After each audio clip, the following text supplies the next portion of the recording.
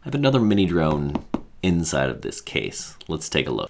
This is the Ruko U11 Mini, and it is a foldable mini drone, brushless motors, GPS. They talk about a 4K camera, a handful of intelligent flight modes, and it's less than 250 grams, so you don't have to register it with the FAA. So there are a handful of things that I like about this drone, and there are also a few things that I don't like. I'm going to give you the pros and cons of the Ruko U11 Mini.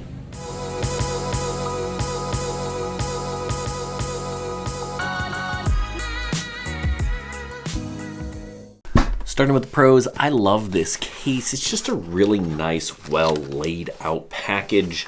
I've got a pretty solid remote controller. It just feels nice in my hands. It's got some heft, a nice solid battery, slow mode, fast mode. The switches are well labeled. We have our return to home here, power button.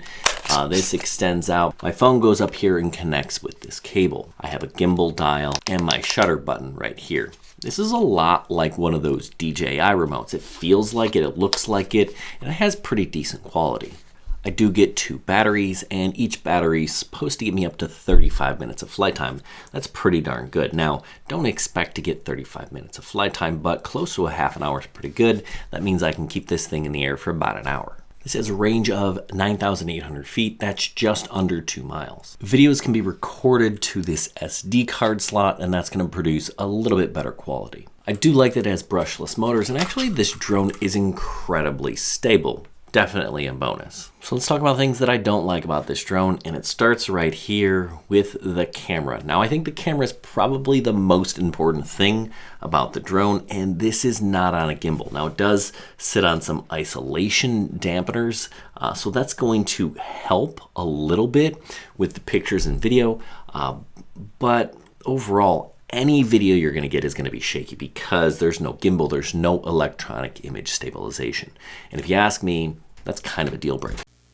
So this is the video that you're going to get coming out of the drone, right? As you can see, there's some little shakes. And, you know, if the drone's not moving and it's a fairly calm day, no wind, you're going to get fewer shakes. But once you kind of start moving the drone, you're absolutely going to induce more shaking. There is no gimbal, there is no electronic image stabilization, and that's fine if this drone was $50, $100, $125 maybe, but when you get close to $250, $300, that's a different story. Now pictures look better. The drone isn't moving. You do get a little bit of distortion here. It is a strange aspect ratio. It's 2976 by 1680 for both pictures and video. That's like 3K, not 4K. Now you can actually record in 4K, but it's only 20 frames a second, which will add some stuttering, which is different than the shake. So, you know, you kind of decide. It's a personal preference. I think the camera is super important. Some people don't. There are so many mini drones out there with full cameras, especially at this price point. Also, I wasn't overly impressed with the flight modes. The follow me, I kind of got it to work to GPS, not the visual. Sure, the orbit was fine, return to home was fine, but, you know, not great, not super dialed in like you'll get with a handful of other mini drones.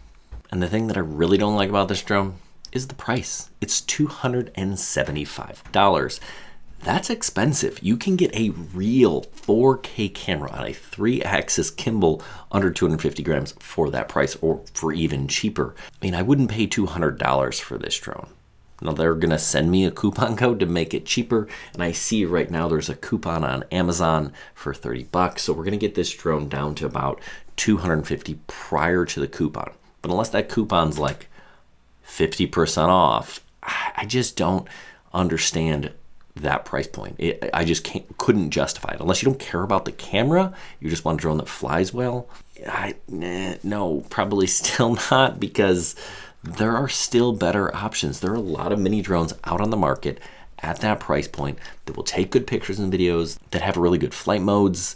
This just isn't the drone, not at that price. If this was $100, I'd say, yeah, it was fine. It's fine for $100. It's a little expensive at $200. Certainly pushing the envelope at $280, $275. If you're looking for other options, I got plenty of videos on my channel about these mini drones and others. Sorry if this isn't the glowing review that you wanted, but gotta be honest, that's what we do. Good luck and happy flying.